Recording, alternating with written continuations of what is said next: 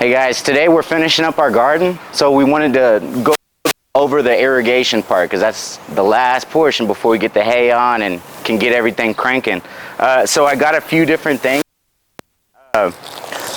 We have right here our hole puncher. It punches the holes into the half-inch tubing, and honestly, it really is a game changer. Last time I did irrigation work like this, I had to use the manual one, and my hands were raw. It was awful. It was awful. Get this one. It's a game changer. We also have our fittings, so we have a T fitting, and then just a corner piece as well. And I'll show you guys a little bit later what portion of the irrigation this goes to. Like I kind of mentioned before, we have our half-inch tubing. And what you would be doing with this hole puncher is obviously you're clipping holes into the tube. It makes it way easier. We also have these little emitters. These emitters right here are obviously what controls the water flow in the irrigation system that you have. So you can actually adjust them with more, open them up, obviously more water, or if you want, for some reason wanted to close it all the way, you get that ability to using these emitters. And then finally, to make this look really good, we have our stakes, you know, just common garden stakes.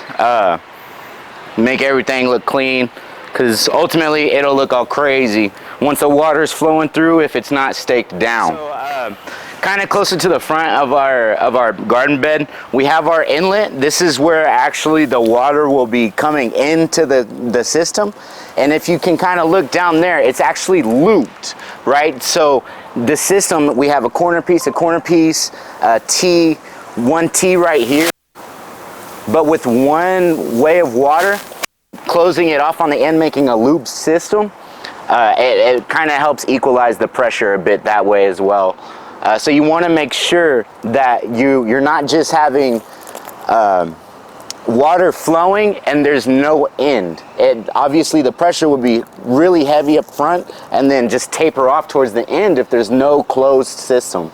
So you need a closed loop system to make sure, you know, the water pressure stays good. Kind of did a little prepping, kind of like, you know, a cooking show a little bit. But what you'll need again is your half-inch tube, your L corner piece.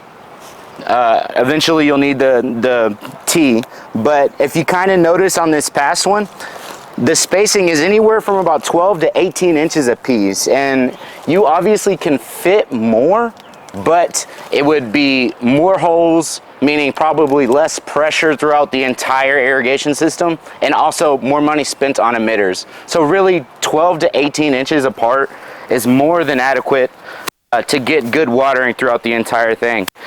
So like I said, what you'll do, you'll cut a piece of your half-inch tubing, and then you'll fit it to one of your corner pieces, you know. So for example, this shape of an L.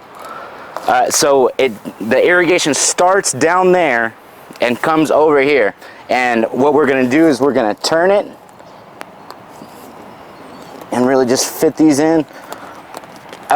User-friendly tip, make sure you have your right size before. Make sure all the tubing is the right length, because if it's too long or too short and you have to re-pull this apart, it will hurt your shoulders, I promise. These things are in there now, once they go. So now that I have my tubing already attached to the L, and like I said, I kind of cheated, it's got tubing down there, I would punch my holes. And again, I try and keep them anywhere from 12 to 18 inches apart. Obviously, we're not using a tape measure. Another fun fact, if you notice this hole, you want to keep them on top of the irrigation. It's not the end of the world like this if you have one closer toward the end, but you want to do the best you can. Make sure it tries to stay on top, all of them, not to the side. But like I said, these have the little sharp end tips, and now that you've punched your holes, you're just gonna pop it in. You can kind of hear it pop. Now make sure the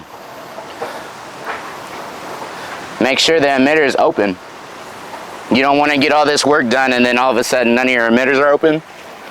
then you'll have to restart. It's a lot so more work. If you kind of notice as well, we spaced it about, you know, tried to make it anywhere from like 12 to 18 inches apart. We have 3 rows of emitters. Obviously, it's really hard to be perfect. What you can do is use string, but to keep it, try and keep it as straight as you can, and staying over around 12 to 18 inches spacing, kind of like how you're doing the emitters, then you'll be good. Okay, so now we're on the other end of this closed loop irrigation system. If you can kind of see, we have on this far end a corner piece, and then remember there's three rows. So we have a corner piece, a T, and then our other corner piece. And obviously we have our holes, so I'm gonna go ahead and pop in a emitter just to kind of show you guys. And again, you wanna make sure you're kind of opening them before you put them in. Otherwise, you're just gonna be double backing your work. So it doesn't hurt to open them. 4 emitters. And then after you get your emitters in, you wanna stake down your plants. Or not your plants, I'm sorry. You wanna stake down your irrigation, your closed loop system. So I have my stake, just stick it in the soil. And then again down here, obviously you don't wanna smash all your plants, but something along those lines. And then we'll get another stake and we'll put them here. But that's what you'll do. And then eventually you'll come back and you'll get hay on all your beds. Make sure there's no grass, try to.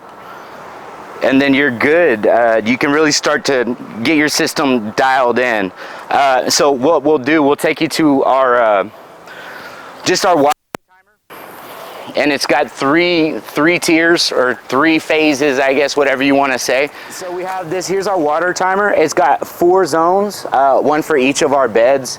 Now it's hooked up to our manifold, but for you, it would be hooked up to a water spigot. It's battery operated, so you know we'll change the batteries about once a growing season, and that's really about it. Once you get your irrigation set up, make sure you have this. You can put the times you want it to water for how long you want it to water, and then you're good. You no longer have to water your garden. Just make sure all your emitters are, you know, operating just fine. This thermometer here, it's set up for native soil. Now this is honestly the last piece of our entire irrigation system. Again, the use for it is to know exactly how much water we should really be giving, and we just follow the gauge. So with using this data, it'll tell us how often we should water, how long we should water, and then we can really make it as hands-off as possible with this and then a full-on irrigation system.